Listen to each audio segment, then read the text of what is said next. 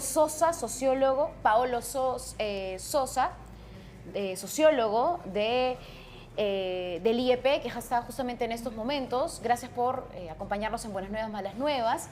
Hemos hecho un recuento de lo que hemos visto en los últimos días en cuanto a la reacción natural, podríamos decirlo, porque ninguna de estas ha sido organizado o planificado, de grupos de personas rechazando a autoridades, a políticos en diferentes espacios. ¿Cómo podríamos, en términos generales, analizar esta situación, esta reacción de la población? Bienvenido a Buenas Nuevas, Malas Nuevas. ¿Qué tal? Muy buenas noches. Muchas gracias por la invitación. Solo para aclarar, soy politólogo, no sociólogo. Politólogo. Ok, muchas gracias. Corregimos en todo caso el crédito que está aquí. Bueno, igual tiene una lectura, claro, y tiene una lectura, digamos, armada respecto a lo que está sucediendo. Pues, ¿cuál es la explicación que le podemos dar así a priori? Bueno, mira, primero que no hay mucha sorpresa, como ustedes decían. Cuando uno mira las encuestas de opinión, ve, digamos, el nivel de desaprobación que tienen las autoridades, que en algunos casos, digamos, es inédito tener Congreso y Ejecutivo tan desaprobado. Creo que, digamos, no sorprende demasiado que la gente exprese su rechazo. Creo que quizás las formas, la intensidad en la cual uno ve esto, digamos, en los últimos días puede ser sorpresivo. Pero entonces también hay que pensar, digamos, en el contexto en el que estamos, en el que la ciudadanía considera de que existen cada vez menos espacios para expresarse, que los políticos no los escuchan, que no importa, digamos, lo que digan en las calles, lo que digan en las encuestas, los políticos hacen exactamente lo opuesto. Y entonces de esa frustración, diría yo, sale efectivamente este tipo de reacciones y en la intensidad, ¿no? O sea, no es, digamos, necesario decir o justificarlas, pero sí hay que entender, digamos, en el contexto en el cual los ciudadanos pues expresan de esa manera su frustración, porque diría que esa es la palabra clave acá, es la frustración ante un sistema político, ante una clase política que no los escucha. Ahora, ¿y tú ves, digamos, una conexión en todos los casos, Ayacucho, Lima, Fiestas Patrias, la FIL de Lima, el Bar de la Noche? ¿Tú ves ahí un vaso comunicante en todo o son hechos aislados? No, yo diría que, digamos, no es que haya una coordinación, ni que, digamos... desde el punto de vista, sino en términos, digamos, claro, de ciencia social. Exacto, pero creo que efectivamente responden al mismo instinto, a la misma, digamos, a la misma insatisfacción generalizada, que nuevamente no hay que mirar, digamos, todas las encuestadoras están de acuerdo, digamos, cuando muestran estos datos de desaprobación, de lo que se llama, digamos, en jerga la desafección, no solamente con los políticos a nombre propio, sino también con las instituciones. Entonces, dicho eso, creo que es muy preocupante que estemos observando estos niveles, digamos, de rechazo, porque claramente, pues, la convivencia democrática no puede digamos, darse en ese contexto. O sea, pensemos en un par de años en pleno contexto electoral, sí, claro, ver este tipo de escenas de violencia, digamos, candidatos, candidatas que no puedan hacer campaña en distintas partes del país. Y entonces creo que obviamente pues llama, o sea, es muy preocupante en ese sentido, pero hay que entender de dónde viene y quizás también es un momento para que no necesariamente, digamos, o sea, para que algunos políticos también se den cuenta de que no pueden seguir haciendo lo que están haciendo hasta ahora, que es desatender lo que dice la gente, lo que pide la gente. Ahora, digamos, por ejemplo, la desaprobación al Congreso de la República es una tendencia de muchos años. Siempre sabemos que tiene un bajo respaldo, pero estas actitudes que estamos viendo a congresistas, porque la congresista Patricia Chirino fue retirada de un espacio en la que ella estaba haciendo parte de su vida privada, claro, podríamos decirlo, pero teníamos, por ejemplo, a los congresistas Valdemar Cerrón, que en su propia región de Junín también fue retirado de un mercado, con la congresista María Agüero. Estas reacciones se han incrementado en los últimos años. La difusión de las redes sociales ha hecho que se exacerbe estos sentimientos de cólera, molestia, o es una práctica que va, digamos, sí, una tendencia desde hace ya varios años. Digamos que la reacción en la opinión pública pues es una tendencia, especialmente con el Congreso. El Congreso es una de las instituciones peor evaluadas y en Perú, digamos, a nivel regional también se distingue en eso y no ha cambiado, digamos. O sea, los congresos son desaprobados constantemente. Lo que ha cambiado es más bien cualitativamente, digamos, las razones y y las sensaciones respecto al actuar de los congresistas ha ido cambiando, especialmente a partir del 2016, Claro. con todas las crisis de gobernabilidad, con, digamos, el enfrentamiento entre el Ejecutivo y el Legislativo. Y hoy lo que tenemos más bien que es extraño es que tengamos tanto Ejecutivo como Legislativo desaprobado. Y eso, digamos, como decía antes, trasciende solamente estos dos espacios y se convierte en un rechazo hacia el sistema. Estamos en un momento en el que podemos corregir esto antes de que se convierta en una situación en la que la gente deteste la política en general y empiece más bien a buscar soluciones más extremas. Sí, claro. Es decir, candidatos políticos que representen esa frustración de manera, digamos, efectiva, que vayan, digamos, con un discurso, digamos, de que se vayan todos, los vamos a bajar a correazos, como sucedió en otros países, ¿no? Entonces, creo que es un llamado también a la reflexión en ese sentido, porque lo que está detrás es una sensación que se ha acrecentado en los últimos 6, 7 años, de que los políticos hacen su vida y hacen su vida política a espaldas de la ciudadanía. Ahora, toda crisis es una oportunidad. ¿Qué debería hacer nuestra clase política para entender y leer bien de esto que está pasando y poder darle una solución? Porque como tú bien dices, esto puede escalar hacia algo mucho más complejo y grave, ¿no?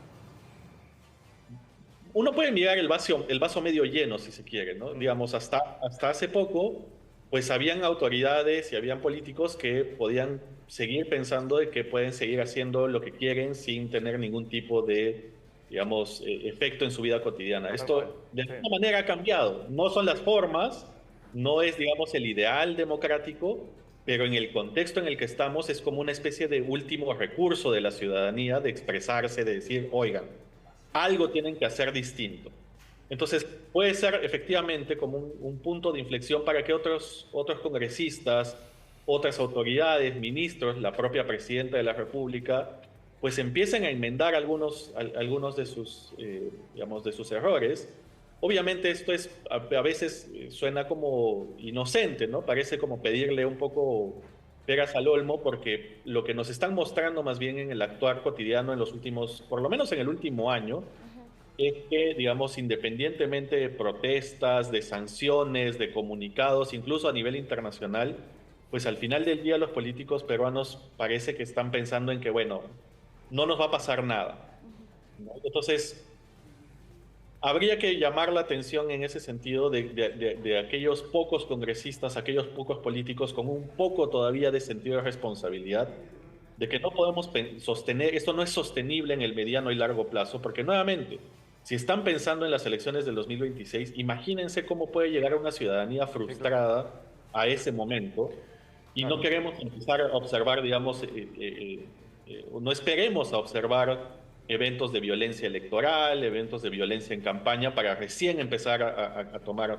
medidas, ¿no? Y esto nuevamente no se corrige solamente a través de, bueno, hay que poner más policías, no pasa por este lado. Exacto. Eso pasa por empezar a enmendar, digamos, algunas de estos errores, como decía. Y a crear puentes, supongo, ¿no? Con la población directamente. Es que creo que parte un poco del problema es que esos puentes se rompieron. Sí. Rompieron y no hubo intención, y la gente entiende que no existe intención por parte de los políticos de reconstruir puentes. Entonces, ¿cómo empiezas a construir esos puentes? Tienes que empezar a ganarte la confianza de la gente. Y creo que hoy mismo tenemos una serie de discusiones dentro del Congreso, por ejemplo, que muchas personas ya dan por perdidas, ¿no? Que tienen que ver con temas, digamos, de economías ilegales, que tienen que ver con temas de criminalidad, de seguridad, que la gente siente que el Congreso va a seguir legislando, va a seguir discutiendo de una manera completamente diferente a lo que son las necesidades de la gente. Bueno, es un momento para empezar a reflexionar sobre ese sentido, ¿no? Ahora, vamos a cómo están reaccionando nuestras autoridades frente a ello. A ver, tenemos a Dina Boluarte en este momento del desfile militar, en la que ella está haciendo su recorrido, y le gritan corrupta.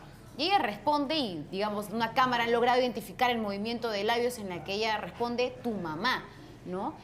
Vemos a la congresista Patricia Chirinos que al retirarse de este bar alza el dedo medio y les grita y les increpa una serie de palabras a este grupo de personas que la abuchearon, la pifiaron y la llevaron a retirarse del lugar. ¿Cómo es que ahora también el político tiene que enfrentar este tipo de situaciones, ¿no? ¿Esa es la manera correcta? ¿Violencia con violencia se responde? No, yo diría que para empezar es inaceptable que un político responda de esa manera, ¿no? Un político tiene una responsabilidad mayor, es una persona que supuestamente ha escogido la carrera política, digamos, esta opción de representación de la gente, y por lo tanto esta responsabilidad conlleva profesionalismo, ¿no? Y hay, digamos, imagínese usted que va a una tienda, se pelea con un cajero y el cajero lo insulta, ¿no? Algo, digamos, si a ese nivel tan básico exigimos un mínimo de respeto y responsabilidad, algo similar, digamos, se necesita por parte de los políticos que tienen además poder, que tienen la capacidad de mover instituciones, de tener seguridad, algo que los ciudadanos de a pie no gozan. Pero en segundo lugar, porque los políticos no solamente, digamos, la congresista Chirinos no es solamente la congresista Chirinos o la presidenta Boluarte, no es solamente Dina Boluarte, es la presidenta de la República, es la presidencia, es una institución. Claro. Y entonces hay ahí una investidura institucional que tiene que digamos, Honrar. ser respetada. Obviamente la ciudadanía puede, digamos, eh, tener estos exabruptos y como decía, no tiene que justificarlo, pero entenderlo. Pero creo que con los políticos sí nos toca ser un poco más exigentes. Y en ese sentido me parece importante, por ejemplo, el papel de los medios de comunicación. Este tipo de cosas no pueden pasar por agua tibia, ¿no? O sea, una presidenta de la República no puede ponerse en el tú a tú con un ciudadano que le increpa algo en la calle, porque entonces lo que está haciendo la presidenta de la República es justificar y decir, bueno, efectivamente, la violencia que usted está expresando es válida, porque yo también puedo expresarme violentamente y al hacerlo eso se valida entonces digamos, esta dialéctica violenta que creo que nuevamente va en contra de todo lo que uno espera de más bien una política democrática, ¿no? Ahora, y en términos reales, más allá, digamos, de esta necesidad de crear nuevos puentes entre ciudadanía y clase política, ¿tú cómo ves el horizonte inmediato en el sentido de que, digamos, estos hechos se vienen amplificando a través de las redes sociales, a través de los medios de comunicación y la gente replica? Entonces, en lo inmediato, ¿tú crees que estas muestras de rechazo van a continuar? Tiene que Sí, haber Sí, a ver. lamentablemente la tendencia va por ese lado, porque como decía, la frustración es muy fuerte y es una frustración que se viene acumulando, digamos, en los últimos años. Pero además, yo creo que no existe por parte de la clase política ese acto de contrición, esa voluntad. Digamos, una cosa, como decías, es el deber ser, es lo que deberían hacer. Pero me temo que no hay esa voluntad, porque los congresistas sienten que con llegar al 2026 están a salvo y con, digamos, sobrevivir en el día a día están a salvo. Obviamente han dejado de lado estas responsabilidades de las que hablábamos. En ese sentido, creo que donde pesa, donde cae la responsabilidad precisamente es en la sociedad civil organizada, es en los medios de comunicación, es en estos espacios en los cuales todavía, digamos, tenemos el privilegio de tener un poco más de voz y civilizadamente llamar la atención sobre los políticos. Creo que, digamos, más allá de los efectos, si es efectiva o no esa tarea, creo que uno no puede claudicar en ese sentido, ¿no? No se puede pasar por agua tibia nada, digamos, de estas reacciones y, digamos, nos toca seguir llamando, a pesar de que sea, digamos, dar un discurso en el vacío, pero alguien con que uno de los 130 congresistas empiece a cambiar, pues algo se ha logrado, ¿no? Ahora, es interesante también cuál va a ser la estrategia de los políticos para la campaña electoral del 2026, porque a través de las redes sociales he visto que algunos utilizan justamente estos mensajes de violencia, de odio, de que no están haciendo nada, de que yo voy a cambiar, que voy a meter a todos los delincuentes y voy a crear, digamos, maximizan este discurso de que yo te voy a garantizar la seguridad y que voy a hacer esto y lo otro, llevando el discurso a un nivel de populismo, incluso lindando con la violencia para atraer a la gente, ¿no? Entonces, esas prácticas también pues no nos alejan del diálogo que necesitamos, ¿no? Pero para algunos le está funcionando para tener seguidores, porque digo, este candidato siente la misma cólera que yo, entonces me siento identificado. Eso también puede ser peligroso en su momento. Y es lo que están cosechando nuevamente, lo que estamos sembrando, lo que hemos sembrado en los últimos años y lo que se está sembrando durante este periodo, no solamente desde la presidencia, sino desde el Congreso, lo van a cosechar estos políticos que van a venir con discursos o que ya están haciendo discursos, digamos, altisonantes. Y por otro lado, creo que también hay que llamar la atención de estos otros políticos que más bien están pensando en hablarle a tribus pequeñas de personas, ¿no? Entonces agitando odios también entre los ciudadanos, Sí. que nuevamente eso es lo preocupante hacia el 2026 porque eso nos aleja de cualquier posibilidad de resolver estas crisis y lo que vamos a tener es probablemente más todavía polarización, más fragmentación, más odio entre grupitos pequeños y creo que en el largo plazo pues no es sostenible. ¿No? Y me temo que, sin tratar de ser muy pesimista, pero me temo que si es que este es el camino, pues lo que nos espera en las elecciones va a ser estos escenarios de violencia, de enfrentamientos, de golpes, como ya hemos visto en algunos momentos en la segunda vuelta en el 2021, por ejemplo. Y creo que eso es muy, muy preocupante. Y bueno, lo que tenemos que hacer es tratar de evitar eso, ¿no? Y tratar nuevamente de mitigar esos discursos y tratar de llamar a la reflexión también a los pocos políticos relativamente responsables que quedan en ese sentido, ¿no? Porque suena bonito, digamos, o sea, si yo soy un ciudadano frustrado con el sistema político, Ajá. viendo que mientras estos políticos están ahí insultándose en el Congreso, yo no puedo obtener, digamos, las medicinas que necesito para mi hija en la posta médica, pues obviamente lo que va a crecer en mí es esa frustración, es ese rencor frente a la clase política. Sin embargo, digamos, eso no se soluciona con más violencia, ¿no?